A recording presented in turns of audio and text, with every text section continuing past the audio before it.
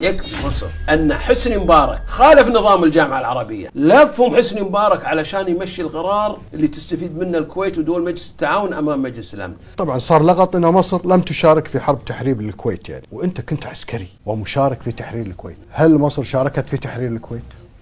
القوات المسلحة المصرية شكرا لدوركم المشرف في حرب تحرير الكويت، ولا عليكم من الألسن الأخرى. مصر نعم كان لها فرقتين وكان لها مجموعة صاعقة وإحنا تدربنا عندهم. يكفي مصر أنها دربت اللواء مالي اللي دربونا في أنشاص. أنا كنت في مدرسة الصاعقة قبل زيرهم ماخذ دورة قادة كتايب صاعقة، فلما صار الحرب ودزوا متطوعين كويتيين دربونا المصريين وعطونا أسلحة، تدربنا معاهم في أنشاص شهر كامل في مصر. حولوا 1200 مدني إلى عسكري في شهر واحد. النسق الأول لازم تدخل القوات الخليجية، هم اللي يعرفون الأرض، ما يصير أنت تدخل. أنت بلدك محتلة تبي تقول والله حطوني اللواء الأخير، لا. المصريين دخلوا مع جهة اللواء 35 مع السالمي وصلوا إلى قاعدة علي السالمي، بس طبعا أبناء الأرض هم أولى أن يكونوا في بداية الصفوف. مصر شاركت فرقتين ومجموعة صاعقة يعني لواء صاعقة وبكل تجهيزاتهم. يكفي مصر أن حسني مبارك خالف نظام الجامعة العربية، لفهم حسني مبارك علشان يمشي القرار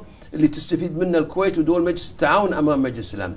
قال له خلاص 11 مقابل 9، ما يمشي القرار هذا في ميثاق الجامعة العربية. فيعني مصر دورها كبير صراحة، وهذه رسالة ويمكن رسالتك صادقة لأنك أنت شاركت، كنت في الجيش الكويتي. أنا قائد سرية في لواء الفتح، من أوائل الناس اللي دخلوا الأراضي الكويتية.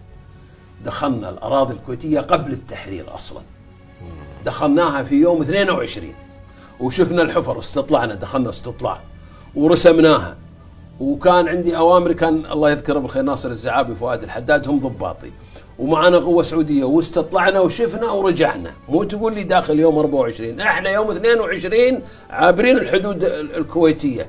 لكن القوات المصرية الإعلام شاف، البر يشهد لها، لواء 35 ربعنا يشهدون لها. قال لك والله ما حاربوا وما صار في قطاعهم عاد اشتباكات، ايش تبيهم يسوون؟ وعبروا حق الإلغاء؟